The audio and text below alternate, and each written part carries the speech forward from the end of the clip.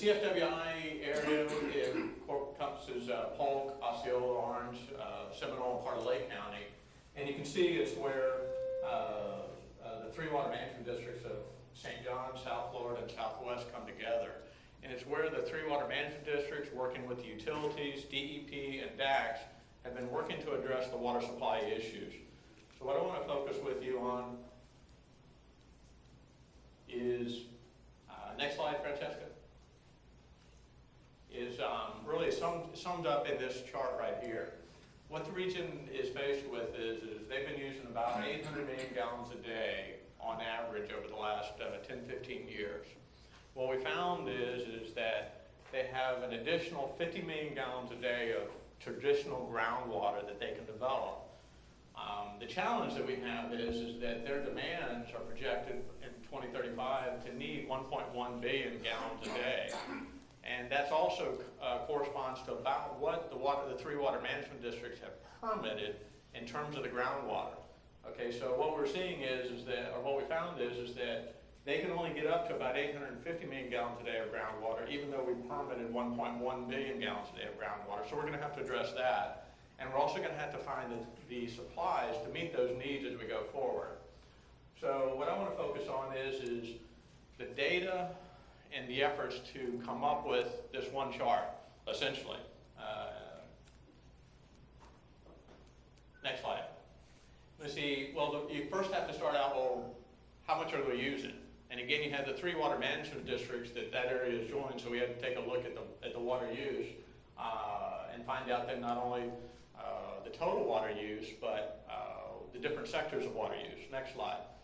And then you had to go in, next slide, look at the groundwater, because the majority of the use out there, about 80-90%, about 90% of the water use within that region is groundwater, just like we see a lot in the state of Florida. And also we wanted to look to see how it had changed over time in terms of back into the 1960s, where we saw that it had been using only 300 million gallons a day, and now the region is using 600-700 million gallons a day of groundwater. Next slide. Well, once you know what the water use is, then especially the groundwater use, we want to try to find out, well, how is that groundwater use constrained? And primarily it's constrained by a lot of our environmental features. This region has extensive areas of wetlands and water bodies. In fact, 1/3 of the area is covered with either a wetland or a water body. So again, that's something that's very important for this area. Now, what we then did is have to collect the data on those wetlands and the water bodies to understand how are those systems out there. What this chart right here is showing you, the green is good and the red is not good.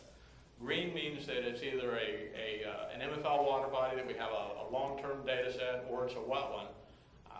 And if it's green, it means that it's either not stressed or it's in good condition. Red means it's either not meeting its MFL or not meeting that minimum level, or it's a stressed wetland. So again, we had to collect all the people had to work to assess those wetlands. There's some 200 wetlands out there. They had to assess whether or not they were stressed or they were not stressed. And keep in mind, they had to look at also is that just because they're stressed doesn't mean that they were stressed because of water withdrawals. It could be the ditch that was running right through the wetland, or it could be the parking lot that was paved over top of the wetland. Those are things there that also had to be understood about those systems. Also had to understand in terms of some areas within this region, the wetlands and the lakes are more sensitive to the withdrawals than other areas. Again, you can see, like in the darker blue areas, those areas there, that those surface features of the wetlands and the lakes are more connected with the aquifer. So a regional lowering in those areas has more effect on those wetlands. It doesn't mean there that it doesn't have any impact out here, but again, withdrawals out here tend to have less impact on these wetlands than those closer to the area. So you have to have the data and information to understand that. We also had to pull together where are all the withdrawals out there. And what you see here is the green is the agricultural withdrawals, the blue are the public supply withdrawals, and that orange color is more the commercial, industrial. You see a large grouping down in Polk County, which is the phosphate industry. The size of those dots represent the quantity of water. So again, the larger circles up there, you can see are greater than 3 million gallons a day of withdrawals. We also took a look to see, once you do that, is find out where is the pumping going to occur going in the future, and understand how that pumping is. And what you see here is the different shades represent a gallons per day per square mile, that you can kind of get an understanding of it. So this darker blue, like in this area here, and within that region, all the withdrawals added up and divided by the area, it's greater than 500,000 gallons per day per square mile. Whereas you look at the least, this greenish color, is less than 50,000 gallons per day per square mile. And what you see is over the next 20 years, what we're projecting is that, like if you look at this area here, you see a much more concentrated withdrawals in terms of greater pumping on there, if we go based on what we permitted out there. So then once we understood in terms of where that pumping was going to occur, we then had to assess what was it going to do to those environmental systems. What that means is you have to put that into a groundwater model. Anybody that's done groundwater model knows the amount of data that's incorporated into a model that's large. And take that information and understand the drawdowns in the aquifer. Not only in the upper Florida aquifer, but also lower Florida, because that's where some of the withdrawals are occurring. So they had to understand that. And what this chart is showing you is the amount of change in the drawdown in the upper Florida, if we increase the pumping from the 800 million gallons a day up to the 1.1 billion gallons a day. If we were to take the amount of need and go forward and meet all those needs with just traditional groundwater, what would be the additional drawdown on that? Then we had to take a look at it to see how would that change the superficial. And then from the superficial, we then had to take that into those wetlands and the lakes to understand how would those wetlands and lakes be affected. And unfortunately, not all of the wetlands and lakes will be affected in the same manner with the characteristics underneath them in terms of their connection to the aquifer. What we saw is that it, again, green is good, red is not good. And what we saw is that this is kind of the situation currently, and this is just a few of the measuring sticks. So we refer to many of these systems as our measuring sticks, how they are today. These areas that are red, we've known about those are reds. Those are in our Southern Water Use Caution Area, and we have a plan to address those. What we found though is if we pump the additional needs with traditional groundwater supplies, what we found is that many more of our lakes and wetlands would become stressed and impacted. So again, we had to take that data and information and analyze that and understand how that water use would translate to the pumping, where it would be pumping, how it would affect the superficial, and then how it would affect those lakes and wetlands, and then figure out then would it cause stress or impacts to those systems. And we found there that we clearly had some sensitive areas, those same areas there where the aquifer and those superficial systems are more connected. That's where we saw the impacts, also in the areas of the more concentrated areas of the pumping. From that, we spent the better part, so it's not just the data collection though, it's also the analysis of that. And a number of people, it was about 20 of us or so, worked for a couple of years taking that data to come up with the fact there that we're using 800 and we could get up to maybe 850 million gallons a day of groundwater. There was a period there while we're working over, of course, about 2 years on that. In 2013, from around January through August, started meeting every other week, every week, and then 2 and 3 days a week, up until we're almost working round the clock, that group, working to come up with that. So again, part of it, when you have that much data, is assessing how can you assemble that data, how can you analyze that data so you don't get overwhelmed with too much information and can boil it down to something there that you can come up with a consensus. Because essentially what it was is that the group, in terms of the water management districts, DEP, DACs, the utilities, all work to come up with consensus in terms of the planning level water use and the availability of water within that region. Once we had the number in terms of, okay, we know we're using around 800, we can get about another 50 million gallons a day of groundwater, traditional groundwater. then how are we going to meet the future needs? And so that then came the regional water supply plan, the solution strategy. And so again, you look at the population in terms of, okay, what's the population change going to occur out there in terms of the projections. And there's a lot of information out there. The most common one that everybody utilizes is the Beaver projections from UF. Also had to look at the per capita consumption. What is the region utilizing? Good news is that we're seeing the region, this is within the Central Florida initiative, that the region is becoming more efficient. So we don't have to project that they're going to be using what they're using back in the early 2000s. We can project on what they're using in the more recent time, which is they've become more efficient, and to take that into account going forward. Same thing with agriculture. DAX was looking at the efficiency of agriculture, and so kind of in a parallel process, the ag community was looking at their use, and we're working on that to develop projections for the agricultural side. Taking all that information, then we can make the projections in terms of water use for that region, which again mounted up to about 1.1 billion gallons a day from the current use of about 800 million gallons a day. We also took a look at the amount of reclaimed water in the use, because again, the regional water supply plan, if you can't meet it with your traditional sources, what other options do you have?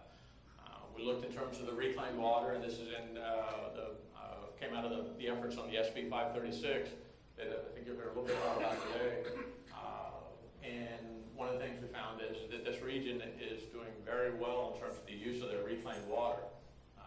Probably within the state of Florida, if you take one region, this region is using a much higher percentage than about anybody else that I can think of, over 90% of the reclaim. That doesn't mean that they don't have additional opportunities here. Some of this water is going to RIB, some of it is going to uses now that the utilities and others will be taking a look at those options to see, can they more effectively utilize it? Can they use it, again, to help systems, and how can they maximize their system? So again, it's an option, but again, the region is utilizing that reclaimed water very well right now, and so again, that was part of the effort there that was looked at in terms of the planning effort. So what that allowed us to come to is again this one chart, but again the data that was needed to come up with the 800 million gallons a day, but more important, the time and the data in terms of analyzing the data to come up with the 850. Again, that was a couple-year effort in terms of developing a model, pulling the data together. We've got several people in the room that were involved in that process to get there. And again, it's planning level. And now that we're done, and what you'll hear from John in a minute is that we're getting ready to start that process over again in terms of the next update. So just because we're done doesn't mean we're really done. We've still got more effort on that. In terms of some of the continued efforts that we'll be focusing on that, this is out of the regional water supply plan and solution strategy, kind of the 8 next steps that we'll be focusing on. And 2 of them are key in terms of developing specific recovery strategies and also improving the water resource data. What we found is that even though we have extensive data in the area, we will need to enhance some of the data efforts on there. So I'll touch base a little bit on that. And this is just within our district, within Polk County. The blues and the grays are existing sites out there. The reds are the sites there that we're proposing to put in and are working on right now. Those reds will be investing about $20 million over the next 5 years, enhancing our data efforts, largely associated with 2 areas. One, the Lower Florida. In Lower Florida, and that's the area there that a lot of people are relying on more heavily as we go forward, but it's also the area there that we have the least amount of data. And so we're investing in, we'll be starting drilling 2 wells later this year in the Lower Florida to better characterize the hydraulic properties in there, to understand how much water can be developed out of there and how it would impact the systems as we move forward. The other area there that's of investment that we'll be focusing on is in the wetlands, because again, part of the things there that we think we can refine is how are those withdrawals impacting the wetlands and the lakes and the systems. And again, the better we can refine that information, the better we can tighten it up. We may be able to find there that we can bump the 850 up to 875 or 900. We also may find there that we have more impacts in some cases and we have to do more mitigation, but that's also important to have a better data as we go forward. In terms of the financial commitment on that, again, it's got a recommendation of about $34 million of additional data. Just in our district, we're about $20 million or so for that, largely in terms of some of the lower Florida. I think another thing that's a topic up there is in terms of some of the other investigations that we've identified here. Some of those include one there that I know Joanne Jackson was working on in the reuse team that for this region is to look at direct potable in terms of an option going forward. So those are some of the things. But why that data is so important for this region is when you look at all of the options to meet the future needs, and these are more than what's needed for that region. Again, they need 250 million gallons a day for water, and we've got about over 400 million gallons a day. They don't need to develop all of that. But what we did is we took a look at what might they need to develop to meet their needs, and looked at the supplies to come up with about 200 million gallons a day. That could cost $2.7 billion. That's quite an investment. What we really see going forward is that this investment in the $35 million, we believe can find out is, are we really going to have to invest $2.8 billion over the next 20 years?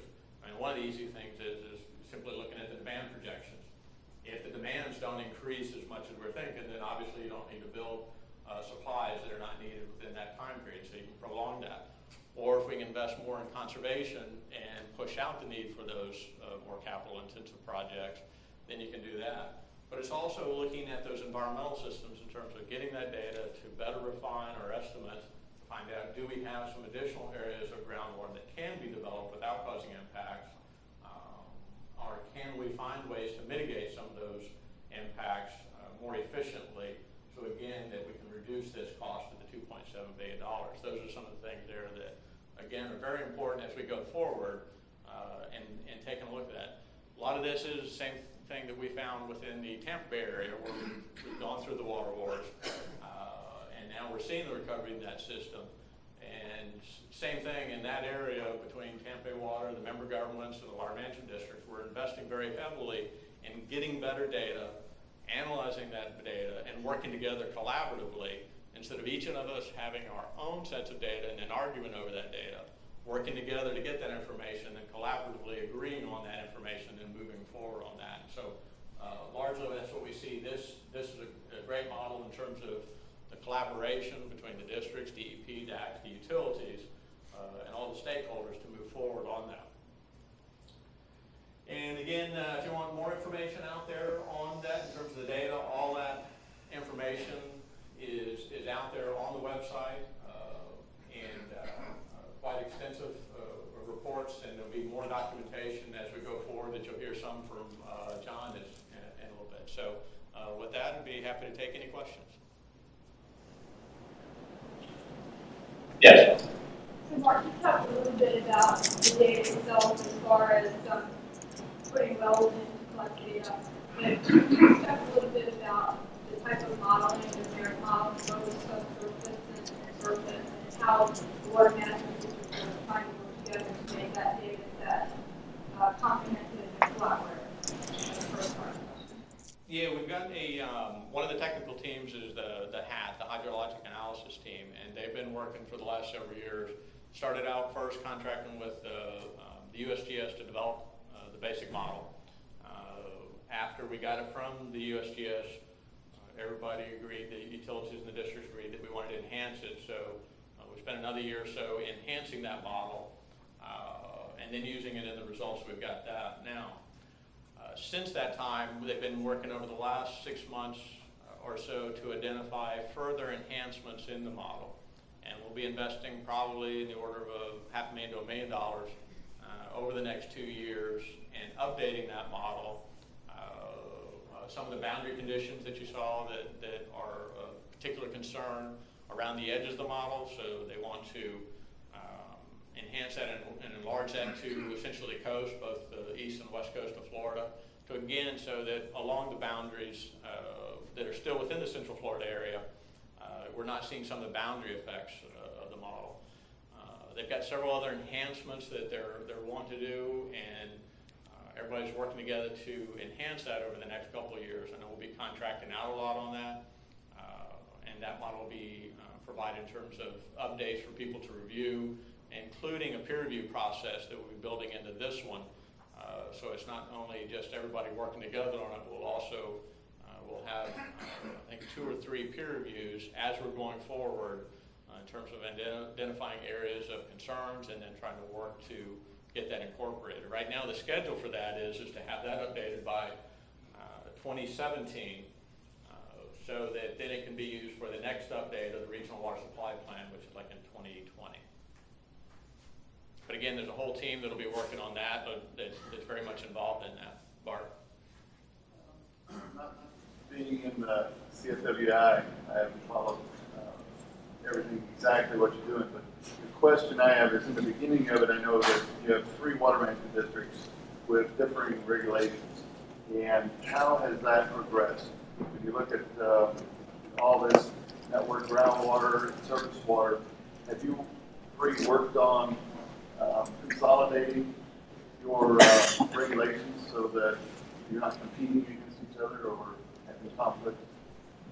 Yeah, that's been one of the biggest challenges, and John is going to be touching on that. What we've done so far is first get it so that we all have one model. You know, before, you recall there that we each had our own model, and then we were arguing about whose model was right. And instead, then we got together and got one model. But we also, it's not just the model, but it's the interpretation of that, as you know, in terms of how is it affecting the wetlands. And so then we had to go into the MFLs and look at the MFLs and compare our methodology with St. John's methodologies.